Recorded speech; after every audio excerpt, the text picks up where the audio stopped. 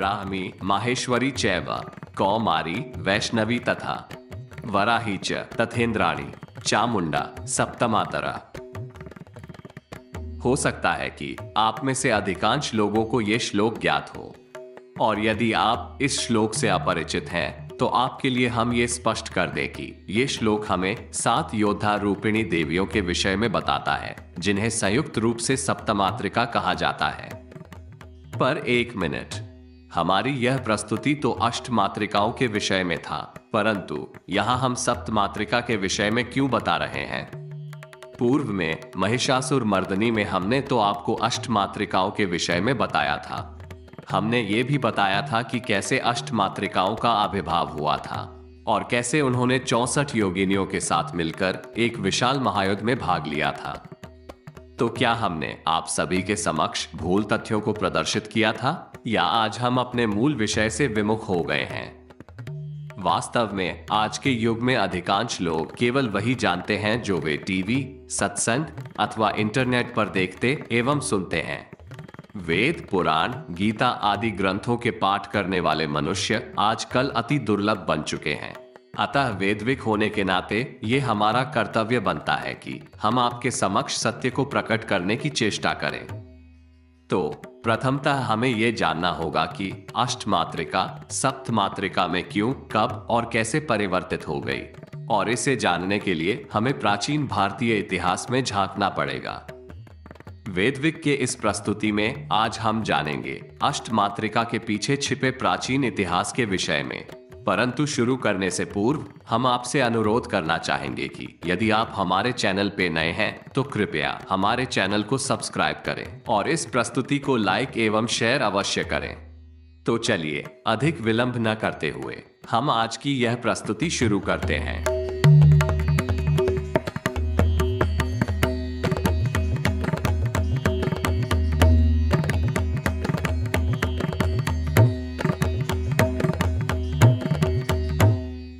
मातृका शब्द का मूल स्रोत संस्कृत शब्द मात्र को माना जाता है, जिसका शाब्दिक अर्थ है माता। उनमें वह शक्ति है जो मातृ गुणों का प्रतीक है और वे इस ब्रह्मांड के समस्त प्राणियों का सृजन, पालन एवं रक्षा करती है।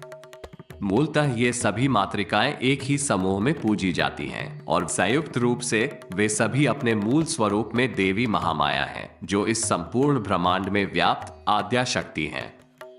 वर्तमान में मातृकाओं की संख्याओं को लेकर भारत के विभिन्न समुदायों के अलग अलग मत हैं। एक मत के अनुसार इनकी संख्या 7 मानी गई है, जिसके आधार पर इन्हें सप्तमातृका भी कहा जाता है। देवी ब्राह्मणी, देवी वैष्णवी, देवी माहेश्वरी, देवी कौमारी, देवी वाराही, देवी इंद्राणी और देवी चामुंडा को इस समूह में देखा जा सकता है।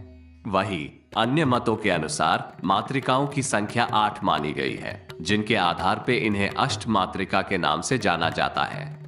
शाक्त संप्रदाय का अन्यतम एवं सर्वप्रमुख ग्रंथ देवी महात्म्यम के अनुसार आदि पराशक्ति सर्वेश्वरी महामाया दुर्गा की इच्छा से 8 देवताओं की शक्तियों ने अष्टमातृकाओं का रूप धरा था।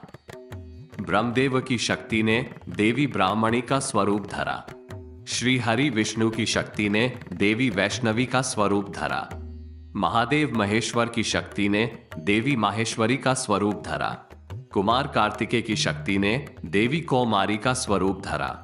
वराह देव की शक्ति ने देवी वाराही का स्वरूप धरा। देवराज इंद्र की शक्ति ने देवी ऐन्द्री का स्वरूप धरा। नरसिंह देव की शक्ति ने देवी नरसिंही का स्वरूप धरा एवं काल भैरव की शक्ति ने देवी काली का स्वरूप धरा। देवी महात्म्यम के अनुसार चंड एवं मुंड नामक राक्षसों के संहार करने के पश्चात सभी देवताओं द्वारा देवी काली को चामुंडा के नाम से संबोधित किया गया था। हालांकि देवी महात्म्यम में वर्णित इन अष्टमातृकाओं में से प्रथम 6 मातृकाओं को अधिकांश संप्रदायों एवं उनके धार्मिक ग्रंथों द्वारा सर्वसम्मति से स्वीकार किया गया है, परंतु 7वें और 8वें मातृकाओं के नाम आज भी विवादित हैं। भारत की प्राचीन ऐतिहासिक ग्रंथ महाभारत में देवी नरसिंही को अष्टमातृका के सूची से हटा दिया गया था, जिससे ये 7 योद्धा देवियों के समूह में रूपांतरित हो गया, जिसे सप्तमातृका के नाम से भी संबोधित किया जाता है। उत्तर भारत के अधिकांश संप्रदायों द्वारा इन सप्त मातृकाओं को पूजा जाता है, जबकि कुछ अन्य संप्रदायों में मूलतः जो देवी भागवत पुराण का अनुसरण करते हैं वे वरुणी अर्थात वरुण देव की शक्ति, कौबेरी अर्थात धनराज कुबेर की शक्ति और नारायणी अर्थात श्रीमन नारायण की शक्ति को सप्त मातृकाओं के साथ युक्त करते हैं और इस प्रकार से यह समूह 10 मातृकाओं का बन जाता है। कुछ ऐसे भी संप्रदाय एवं मत हैं जो नरसिंही एवं चामुंडा के स्थान पे विनायकी, योगेश्वरी, यामी, महालक्ष्मी अथवा महाभैरवी को अष्ट मातृकाओं की सूची में सम्मिलित करते हैं। परंतु यह अंतर क्यों और कैसे उत्पन्न हुआ? आज हमारे चारों ओर इतनी विविधताएं क्यों हैं? इसे जानने के लिए हमें तनिक पीछे जाना पड़ेगा और देवी देवता आराधना के वैदिक विधि एवं रीतियों में प्रतिबंधों को भी समझना होगा।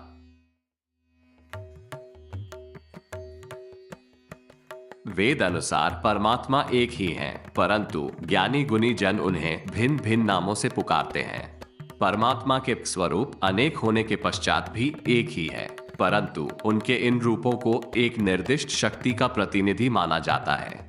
जैसे ब्रह्मा के नाम को सृष्टि कारक शक्ति से जोड़ा जाता है, वैसे ही इंद्र को वज्र एवं वर्षा से, वायु को हवा से, इत्यादि इत्यादि।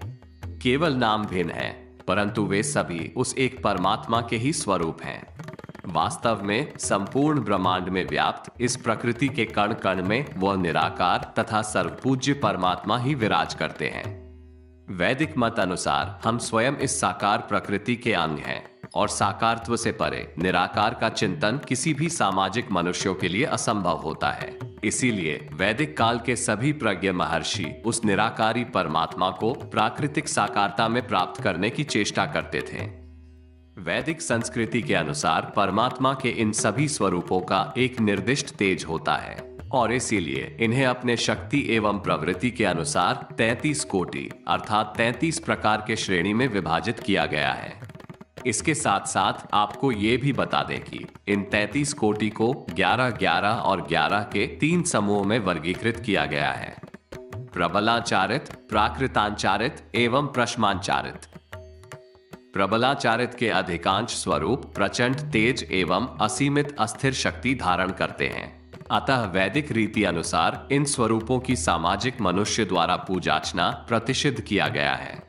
प्रबलाचारित में रौद्र कोटि, उच्चंड कोटि, रपसह कोटि, घोर कोटि, रौक्ष कोटि, तीव्र कोटि एवं रूक्ष कोटि के किसी भी स्वरूप को प्रज्ञ महर्षि एवं सन्यासियों के तंत्र साधना के अतिरिक्त सामाजिक मनुष्यों द्वारा आराधना एवं पूजार्चना के लिए निषिद्ध किया गया है। इन अष्ट मातृकाओं के प्रत्येक स्वरूप युद्ध में देवी दुर्गा के सहायता हेतु आविर्भूत हुई थी। ये सभी माताएं अति महारथी स्वरूप में स्वयं आद्या शक्ति ही हैं। अतः अष्ट मातृकाओं की प्रत्येक स्वरूप प्रबलाचारित के वर्ग में आती हैं। परंतु इनमें से केवल भगवान श्री नरसिंह देव की शक्ति स्वरूपा देवी नरसिंही रौद्र कोटि की प्रवृत्ति धारण करती हैं। अतः इनकी सामाजिक स्तर पे पूजार्चना नहीं की जाती है। वास्तव में मातृका आराधना केवल ब्राह्मण एवं क्षत्रिय योद्धाओं तक सीमित हुआ करता था। वैदिक काल में युद्ध से पूर्व किसी भी राजा के लिए चंडी यज्ञ करना अति महत्वपूर्ण हुआ करता था। उस समय के राजा महाराजा युद्ध कूच करने से पूर्व अपने सैन्य के मनोबल एवं दृढ़ता को प्रखर करने हेतु मातृकाओं को पूजते थे। इसी यज्ञ में अष्ट मातृकाओं को हवि समर्पण किया जाता था ताकि वे सभी देवियां युद्ध में सैनिकों की सहायता करें एवं उन्हें विजय दिलाएं। इस काल में श्रुति एवं स्मृति से ही ज्ञान बंटित किया जाता था। वैदिक कालीन मनुष्य प्रखर स्मृति युक्त होते थे और इसीलिए उस समय में लिखित भाषा की आवश्यकता नहीं पड़ी। वेद शास्त्रों को संपूर्णतः स्मरण रखने हेतु कठोर अनुशीलन पद्धतियों का नियमित अभ्यास किया जाता था और इसका पूर्ण श्रेय जाता है वैदिक संस्कृति के गुरु शिष्य परंपरा को। गुरु शिष्य परंपरा से ही ये ज्ञान अग्रसित हो रहा था। अतः वेदकालीन सांस्कृतिक ज्ञान में अपमिश्रण न के बराबर हुआ करता था। इसके अतिरिक्त केवल प्रज्ञ ऋषियों के द्वारा श्रुति, सूत्र, कथा एवं स्मृतियों को सामाजिक मनुष्यों तक पहुंचाया जाता था। इसी प्रकार से मातृकाओं के पूजन विधि एवं उनके कथा वचनों को भी प्रचार प्रसार किया जाता था। अधिकांश राजा महाराजा युद्ध से पूर्व यज्ञ तथा कथा वचनों का कार्यक्रम आयोजित करते थे। इन कथा वचनों को श्रवण करने से प्रत्येक सैनिकों को युद्ध में विजयी होने की प्रेरणा प्राप्त होती थी।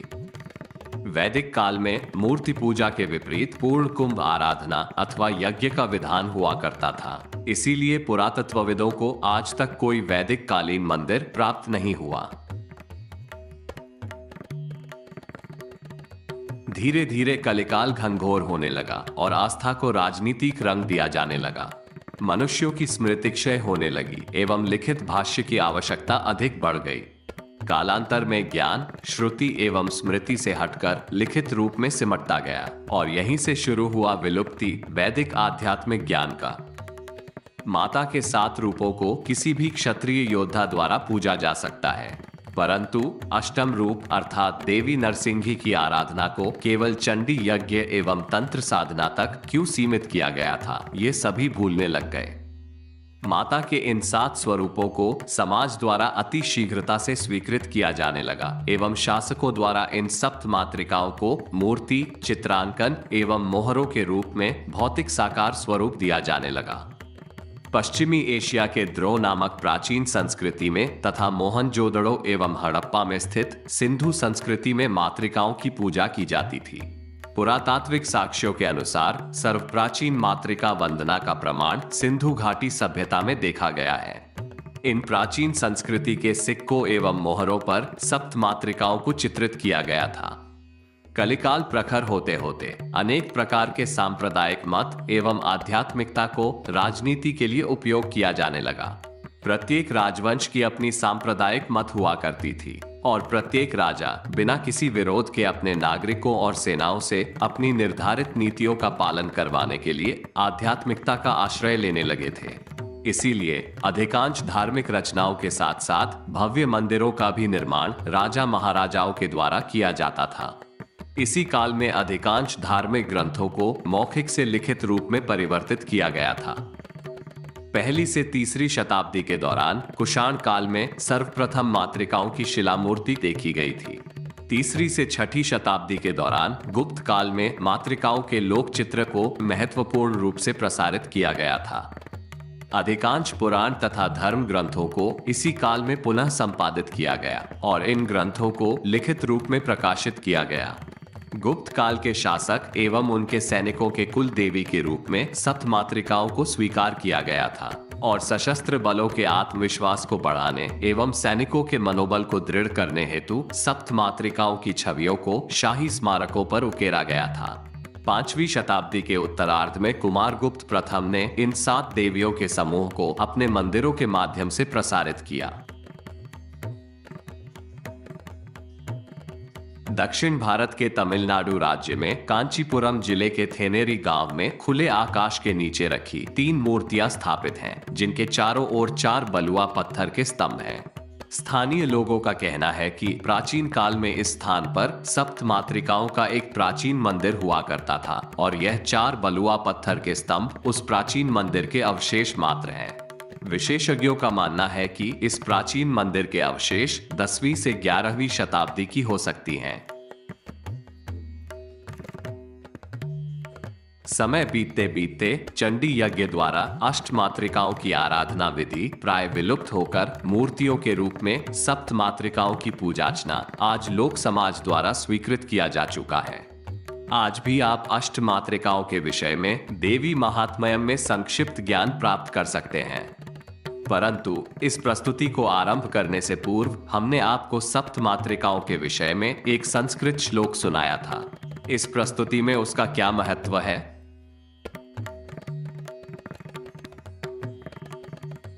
वास्तव में कुछ 2 वर्ष पूर्व जब हमने महिषासुर मर्दनी को वेदविक चैनल पर प्रस्तुत किया था, तब कुछ दर्शकों ने हमसे तर्क करते हुए ये कहा था कि मातृका 8 नहीं बल्कि 7 है, और इसके साथ ही अपने तर्कों के समर्थन में उन्होंने हमें ये श्लोक दिखाया। जब हमने उनसे आग्रह किया कि ये श्लोक किस ग्रंथ से लिया गया है, तब उत्तर में उन्होंने कहा कि ये श्लोक देवी महात्म्यम का है। आपने तो वो कहावत सुना ही होगा कि ज्ञान यदि पूर्ण ना हो तो वो अज्ञानता से भी भयानक होता है। हमें इस श्लोक के विषय में पूर्ण ज्ञान नहीं था, इसीलिए वहां तर्क करना हमने उचित नहीं समझा। वेदविक की प्रारंभ से ही प्रचेष्टा रही है कि आपको हम सत्य एवं पूर्ण ज्ञान से परिचित करवाएं।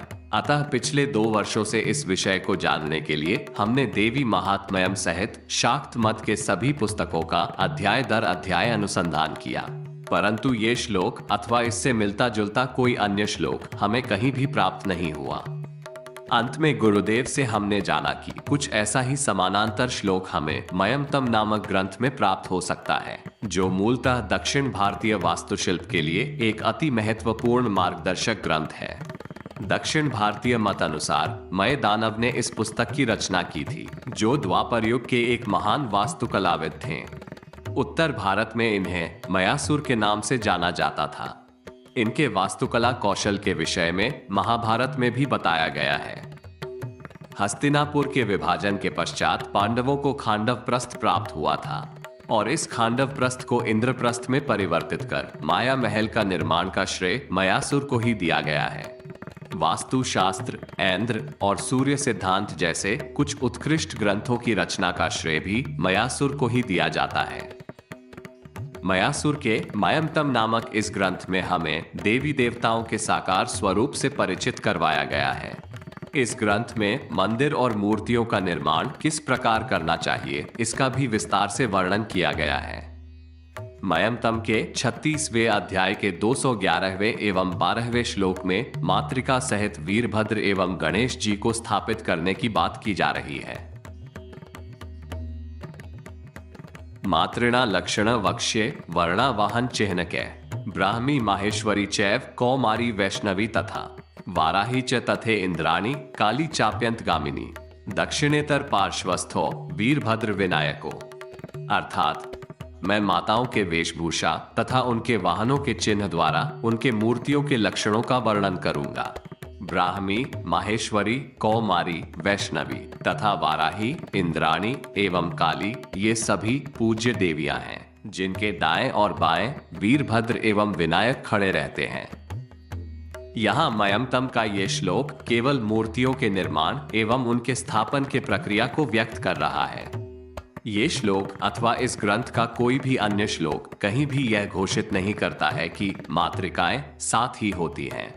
ये तो कलिकाल में गुप्त वंश के सम्राट विक्रमादित्य के रत्न अमर सिंह ने अमरकोश नामक एक पुस्तक लिखा था, जिसमें मयमतम के इस श्लोक को रूपांतरित कर एक घोषणा के रूप में पुनः प्रस्तुत किया गया था। अमर अर्थात जो सदैव जीवित रहता है एवं कोश का अर्थ है संग्रह। अतः अमरकोश एक अनंत ज्ञानपूर्ण श्लोकों का संग्रह है, जिसे अन्य शास्त्रों से संग्रहित किया गया था। यदि आप इन दोनों श्लोक को परस्पर रखकर तुलना करें तो आप पाएंगे कि अमरकोश के इस श्लोक में केवल अंतिम 2 शब्दों को प्रतिस्थापित किया गया है, जहां काली के स्थान पर चामुंडा और चाप्यंत गामिनी के स्थान पर सप्तमातरः लिखा गया है। इसके साथ साथ इस श्लोक की प्रथम एवं अंतिम पंक्तियों को पूर्णतया पदमुक्त कर दिया गया है। यहाँ हम किसी भी धार्मिक ग्रंथ अथवा शास्त्र का अपमान नहीं कर रहे हैं, बल्कि सत्य को आप सबके समक्ष उजागर करने की चेष्टा कर रहे हैं।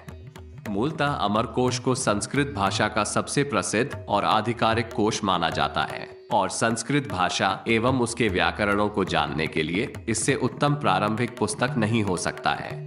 परंतु वास्तव में यह एक नियमावली है, जिसमें राज्यवासियों को राज्य के मत, आस्था, प्रार्थना पद्धति, नीति, नियम, संस्कृति, व्यवसाय, भाषा एवं व्याकरण पर संपूर्ण निर्देश प्रदान करता है। कुछ मतों के अनुसार यह उस काल में एक संविधान के समान कार्य करता था, जिसे अति चतुराई से रचा गया था। अमरकोश को इतना सहज बनाया गया था कि यह अति सरलता से स्मरण किया जा सके। यह उन पुस्तकों में से एक है जिसे भारतीय पारंपरिक शिक्षा प्रणाली अर्थात गुरुकुल के माध्यम द्वारा औपचारिक शिक्षा के प्रथम वर्ष में ही प्रत्येक छात्र स्मरण कर लेते हैं। इसीलिए अमरकोश को अति सहजता से समाज ने स्वीकार किया। चूंकि गुप्त वंश के राजाओं ने संपूर्ण भारतवर्ष में अपना आधिपत्य स्थापित किया था और उनके शासनकाल में भारतवर्ष के प्रत्येक गुरुकुल में एक मुख्य विषय के रूप में अमरकोश की शिक्षा दी जाती थी। यही कारण है कि आज भी हम संपूर्ण भारतवर्ष में अधिकांश हिंदू रीति, नीति एवं नियमों में गुप्त काल की विचारधारा को प्राप्त कर सकते हैं। इसी प्रकार से कलिकाल में समूचे विश्व के अधिकांश मतों एवं मान्यताओं को धर्म का चोला पहनाकर राजनीति में प्रयोग किया गया था। इसी कलयुगी धर्म रूपी सांप्रदायिक मतों के आड़ में देश विदेशों के असंख्य राजा महाराजाओं ने कई संस्कृतियों का विनाश किया था और प्राचीन भारतीय वैदिक संस्कृति भी कुछ इसी प्रकार नष्ट किया गया था। यदि आप कलयुगी इतिहास को तनिक गंभीरता से अध्ययन करें तो आपको सर्वत्र यही सत्य दिखाई देगा। सत्ता की लालसा से साम्राज्यों का विस्तार हुआ, असंख्य युद्ध हुए एवं लाखों मनुष्यों ने प्राण गंवाया। शक्ति एवं क्रूरता के प्रयोग से मत बदला गया, समाज बदला गया, विचार बदला गया और संस्कृति भी बदली गई। परंतु क्या इससे मनुष्यों का धर्म बदल गया? क्या वे यथार्थ को परिवर्तित कर पाए? इतनी दुर्नीति, संहार, विनाश एवं विध्वंस के पश्चात भी क्या वह राजा महाराजा अपने साम्राज्यों को बचा पाए? समय के साथ साथ मत बदलते हैं, संप्रदाय बदलते हैं, विचार बदलते हैं, समाज बदलता है और इसी परिवर्तन में मनुष्य भी बदल जाते हैं, परंतु धर्म नहीं बदलता। धर्म तो आज भी अपने स्थान पर अटल है। धर्म ही सत्य है और धार्मिक वो मनुष्य है जो सदैव सत्य का मार्ग अनुसरण करता है। सत्यता, ज्ञान, धैर्यता, शांति, क्षमाशीलता, साहस, पराक्रम, विचारशीलता, परोपकारिता एवं प्रेम को जीवन में धारण करना ही मनुष्य धर्म अर्थात मनुष्यता है। यही तो वास्तव में सनातन धर्म है, जिसे विधाता के निर्देश अनुसार मनु ने सर्वप्रथम अनुसरण किया था। मनुष्य किस पे विश्वास करेगा और किस पे नहीं, यह उसकी बौद्धिक क्षमता एवं विवेक पर निर्भर करता है। प्राचीन वैदिक संस्कृति तो हमें प्रत्येक मतों का सम्मान करना सिखाता है, हमें मुक्तचित्त बनाकर ज्ञान प्राप्त करने के लिए प्रेरित करता है एवं हमें परम सत्य की ओर ले जाता है। अतः यदि आपको धर्म के विषय में जानना हो तो आप संस्कृत सीखें एवं वैदिक संस्कृति को जानने की चेष्टा करें। इसके साथ साथ आप वेद, सूत्र एवं गीता को क्रमागत अनुसार से अध्ययन करें।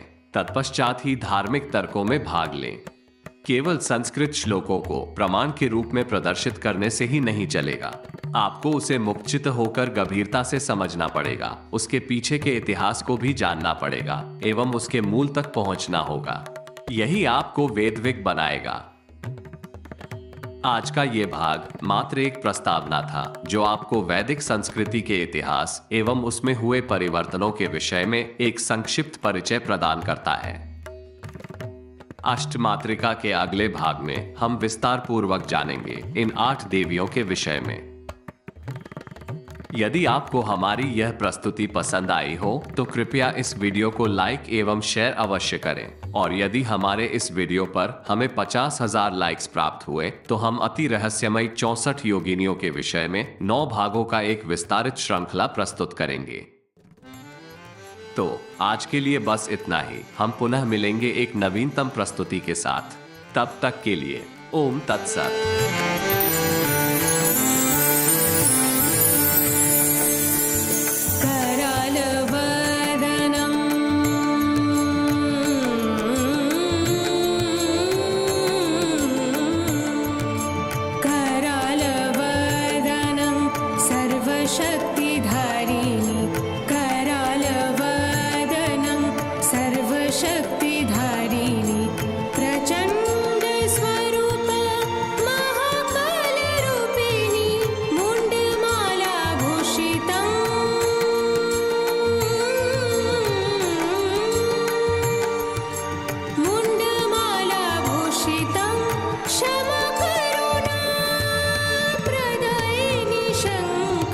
जय जय देवी मोक्षदायिनी जय